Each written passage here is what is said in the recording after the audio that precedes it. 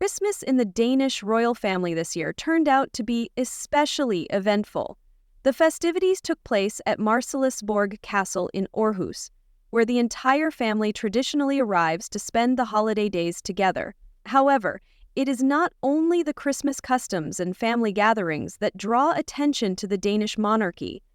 Outside the window is the first year of King Fredericks' reign, who succeeded Queen Margrethe to the throne in January and has already proven himself to be a strong and popular figure. Let's delve into all the details. By tradition, Danish monarchs attend the Christmas service at Aarhus Cathedral, and this time, King Frederik and Queen Mary arrived together with their 4 children. The Crown Prince, Christian, Princess Isabella, Prince Vincent, and Princess Josephine. They were joined by Queen Margrethe, who was celebrating the holiday with family. Special attention was drawn this time to Queen Mary's outfit. She appeared in a bright orange wool coat from Max Mara, under which was a modest gray dress, complemented by gray suede ankle boots. According to guests and the press, Mary not only looked very elegant, but also stood out brightly against the other family members, who preferred more neutral colors. The Christmas accent in Queen Mary's ensemble was emphasized by red nails, perfectly harmonizing with the overall festive atmosphere. The royal family arrived in 2 cars. In the first were King Frederik, Queen Margrethe, and Crown Prince Christian, and in the second were Queen Mary with the 3 younger children. Family members smiled and greeted the residents of Aarhus gathered at the cathedral and numerous tourists. Warm, friendly gestures and genuine smiles revealed a cheerful mood, as Christmas in Denmark is traditionally spent with the closest family. December 24th had an evening filled with warmth and home traditions. It is believed that on this day, the celebration reaches its peak.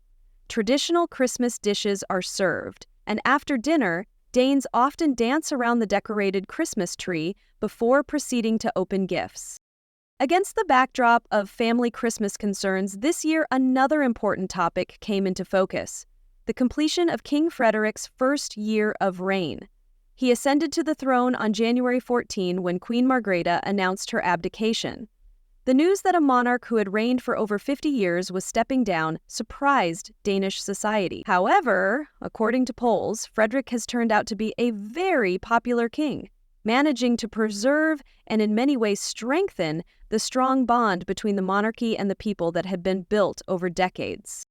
According to the latest research results, 76% of Danes still support the monarchy. Experts agree that such statistics confirm the stability of the Danish crown.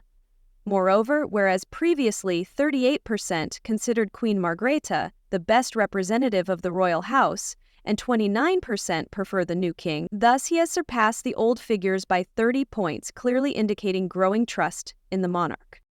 The unique legacy that Frederik inherited from Margrethe became one of the keys to strengthening his position. In the eyes of Danes, Queen Margrethe is a historical figure who maintained harmony in the country for more than half a century. Now her successor, inheriting a high level of trust, has managed to give the monarchy new energy and a modern view on the role of the king. The king pays significant attention to current issues: climate, women's and children's rights, social justice, and equality. His speeches often touch on problems that concern the modern world, which helps maintain the monarchy's vitality and creates a sense that the king is keeping up with the times. Under the new monarch, the system of sponsorship and charitable initiatives is openly highlighted. Reports are published about which charitable foundations the royal family supports and how donations are distributed. This corresponds to the trend toward openness and sincerity, which is highly valued by Danish society. Queen Mary, like Queen Margrethe herself, plays a noticeable role in maintaining the image of the monarchy. Thanks to her charm and sense of style, Queen Mary evokes positive emotions among citizens, and her social projects generate additional interest in the family. The public appearances of the spouses are often filled with genuine warmth, which is especially well received in Scandinavian society. The Queen has left behind a strong foundation. The Danish monarchy is loved and respected for its modesty and closeness to the people. Frederik has managed to emphasize these very traits. continuing to remain faithful to family and national traditions. After the busy Christmas days, the royal family spends time in the traditional circle until December 26th. Queen Margrethe, as reported by sources in the royal house, will remain in Aarhus until December 30, taking the opportunity to rest. Ahead for King Frederik is his first ever televised address in the new year. Traditionally, on December 31, Danish monarchs address the people to summarize the year and congratulate the country. This year, all interest is focused on the new king's speech, as he will be leading this historic ceremony not as the crown prince, but as the reigning monarch. His speech is expected to be broadcast from Frederik VIII Palace in Amalienborg, the epicenter of royal life in Copenhagen. A special color is added to the royal family's life by Queen Mary's origin. She is from Tasmania, and her relatives live in Australia. Sometimes the Queen flies there with her family at Christmas, as was the case in 2015, 2017, and 2022. But this year and last year, they spent the Christmas holidays in Denmark to share important moments with the Danish side of the family, especially since King Frederik now has to attend all significant ceremonies in his new role as monarch.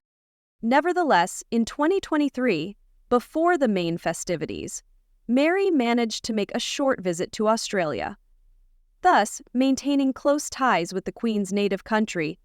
The Danish crown effectively unites two continents and two cultures.